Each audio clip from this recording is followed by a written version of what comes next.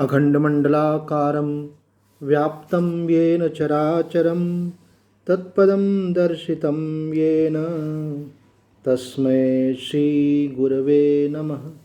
भवतापप्रणाशिन्ये आनन्दघनमूर्तये ज्ञानभक्तिप्रदायिन्ये मातस्तुभ्यं नमो नमः।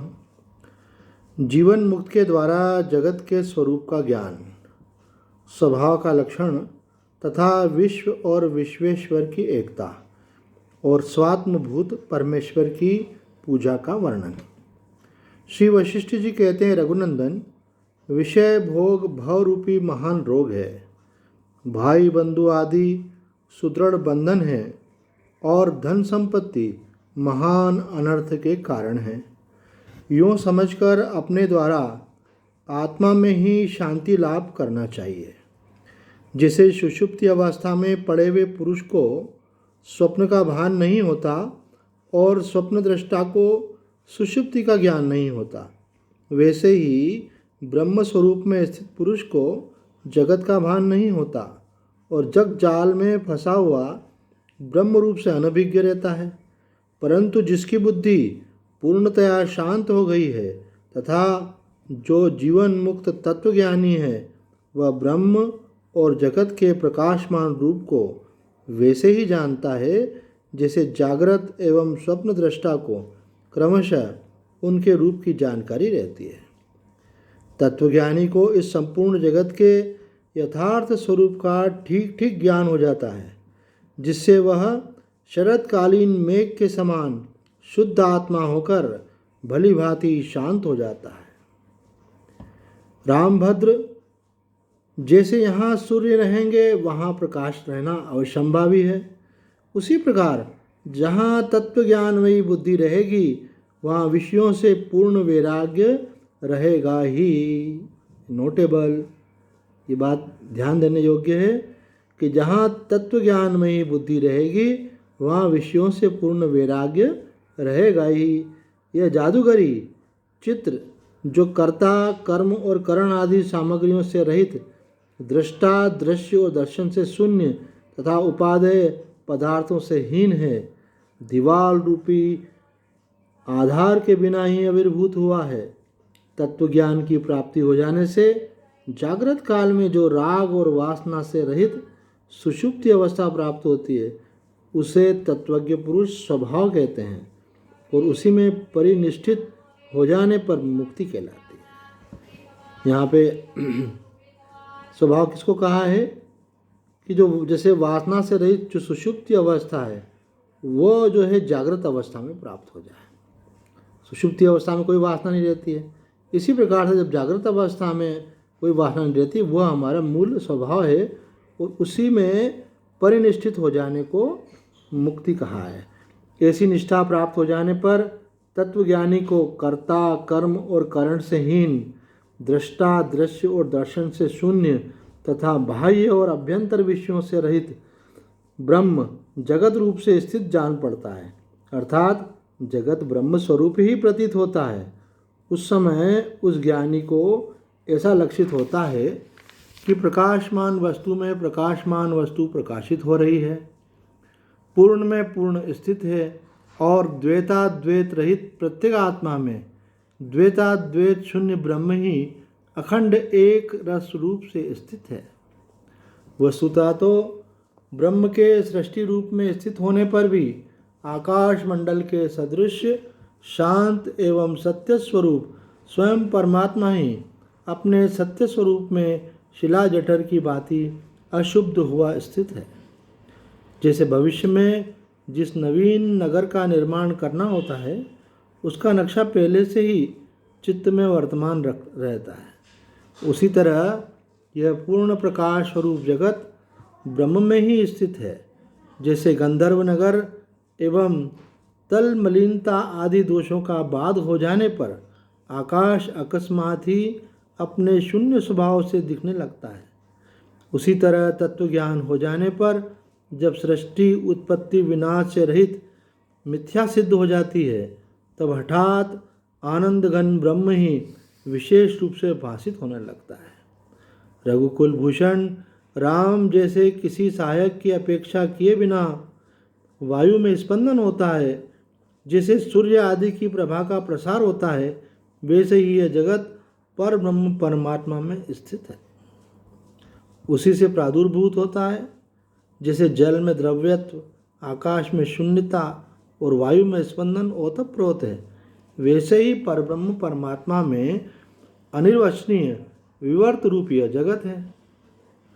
महाचिद्रूप महाकाश में जो यह जगत भासित होता है वह चिद्रूप ही है, जो मणि में उसकी निर्मलता की तरह स्फुरित होता है।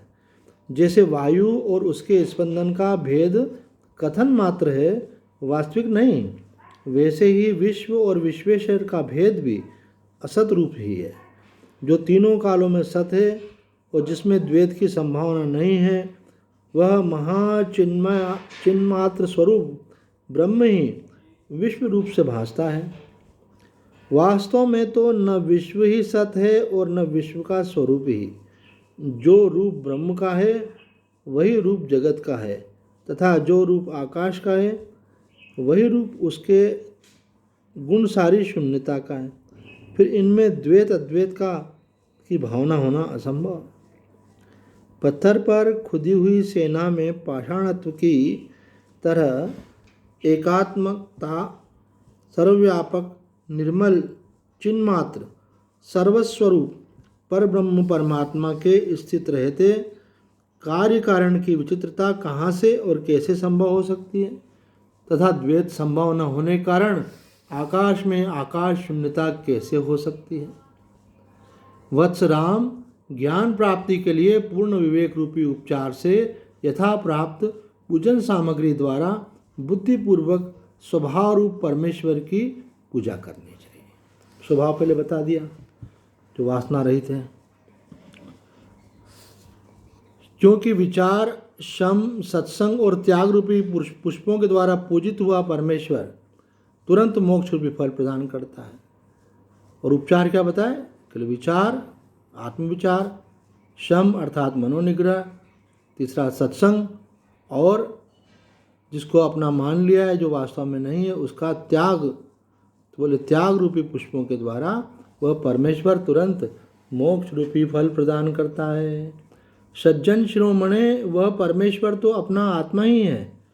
एकमात्र यथार्थ अनुभव रूपी पूजन सामग्री से पूजित होने पर जो सर्वोत्तम मोक्ष फल प्रदान करने वाला है वह आत्मा रूपी ईश्वर जहाँ वर्तमान है वहाँ उसे छोड़कर भला कौन सा मूर्ख होगा जो किसी दूसरे का आश्रय ग्रहण करेगा। मनुष्य को अपने अंदर शम रूपी अमृत के सिंचन से विवेक को धीरे धीरे ऐसे बढ़ाना चाहिए जिससे वह विषयों की भ्रांति से पुनः नष्ट हो जाए। उसे चाहिए कि वह देह की सत्ता की अवहेलना करके उसमें स्थित तात्विक वस्तु का साक्षात्कार करे और लज्जा, भय, विषाद, ईर्ष्या, सुख और दुख पर समान रूप से विजय प्राप्त करे।